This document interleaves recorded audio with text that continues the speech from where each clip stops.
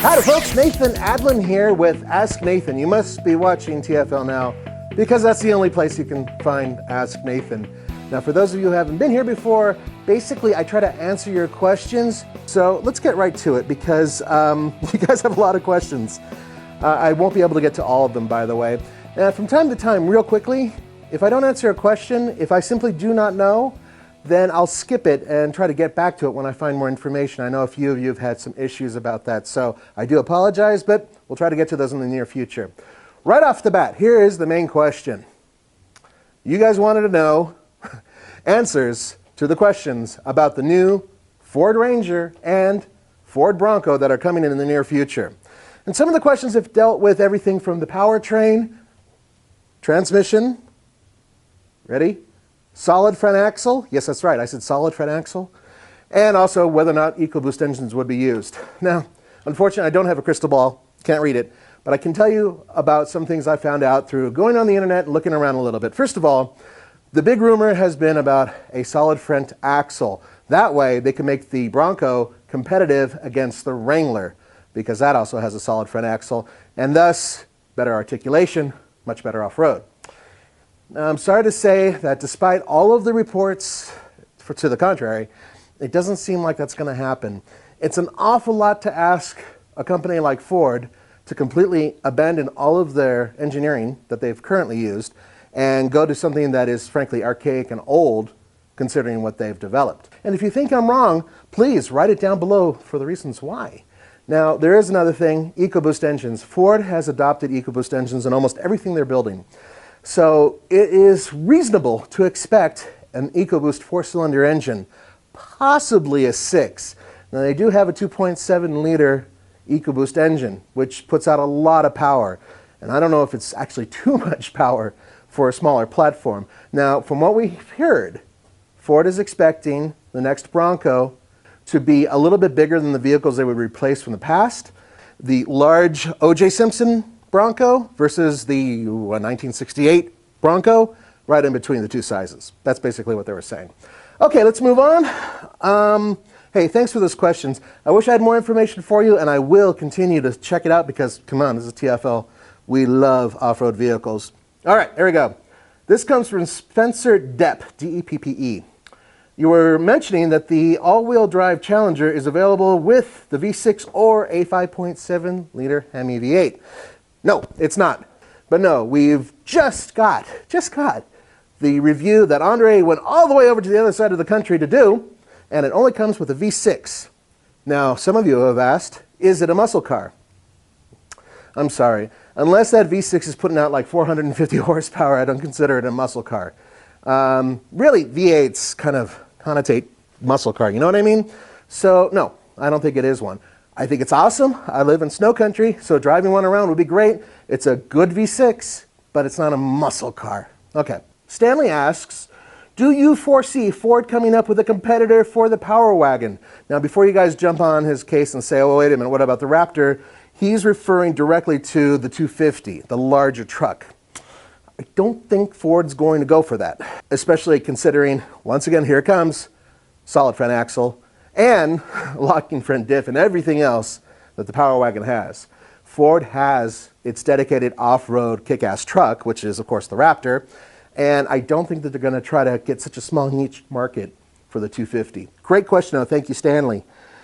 Okay, let's move on. Drew Sand, S-A-N-D, asks, now that Ford and Ram have a half-ton diesel option, do you think that GM will have a diesel on the Sierra Silverado 1500 in the future? That's a really good question. Now, if you think about it, General Motors owns a small market for diesels. That is the mid-size diesel.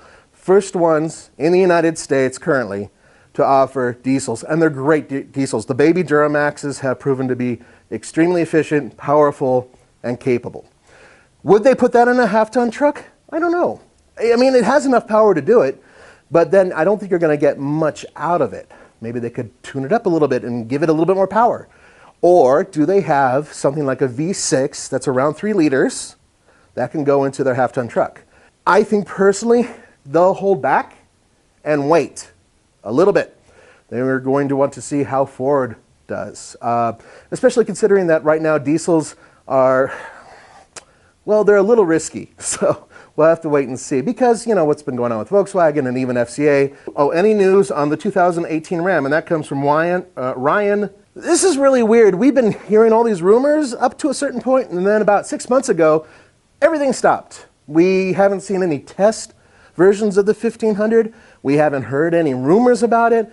We don't know what's going on. So it's really weird. Now we have seen the 2500s testing up at high elevation, and we have footage of those. Unfortunately, that's all we got. So can't tell you much about it. And there's a lot of other people who have asked about it.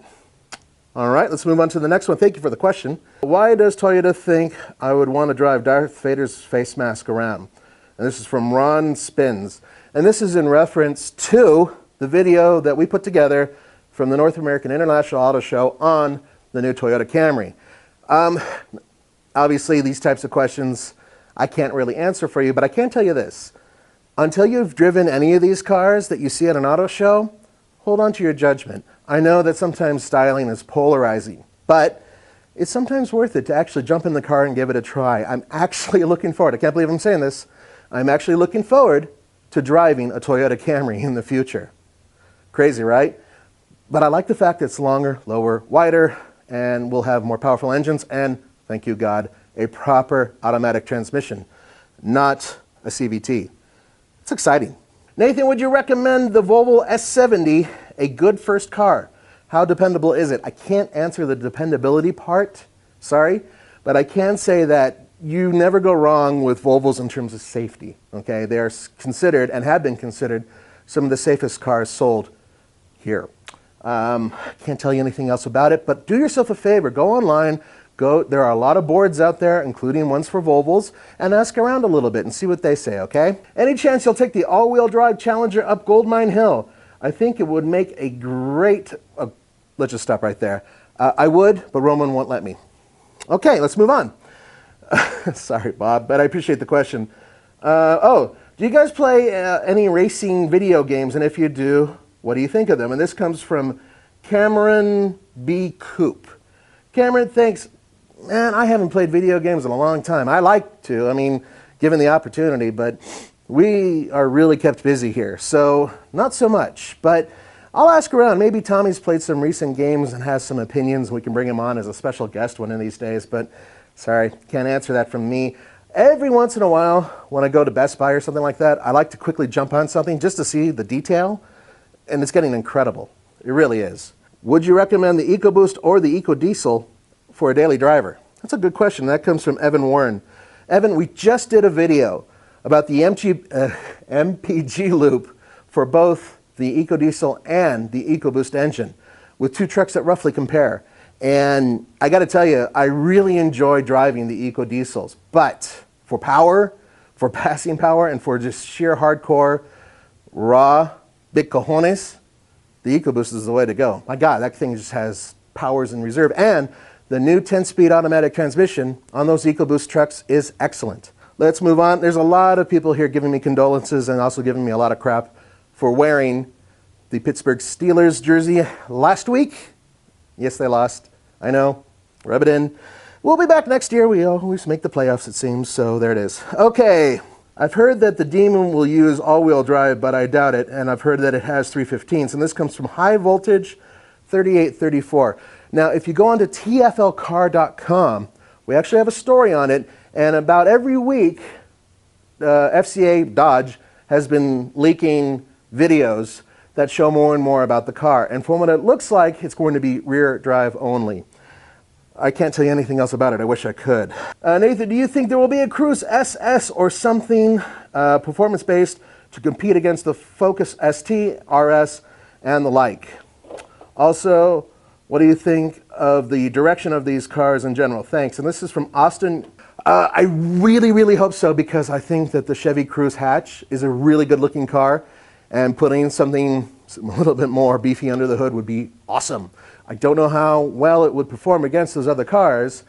The RS, the Focus RS, is really in a completely different league than those other cars. Yes, I'm thrilled that we're moving in that direction of hot hatches. I hope we continue. We need more. We need a lot more. We need hot hatches from every automaker as far as I'm concerned. I think it'd be terrific, and people are finally getting it in the United States, that it's a lot of fun to have that type of utility and that type of performance and decent economy. Nathan, do you prefer push start, or do you miss the old key crank up in a vehicle? And this comes from JL18102. It's a funny thing. Recently, I got inside of I was mentioning the Ram EcoDiesel pickup truck, right? And you have to pop the key in there, but it's not really a key, it's just a fob that you kind of shove into a piece of plastic. Honestly, I've gotten so spoiled that just pushing a button and forgetting about it is really easy.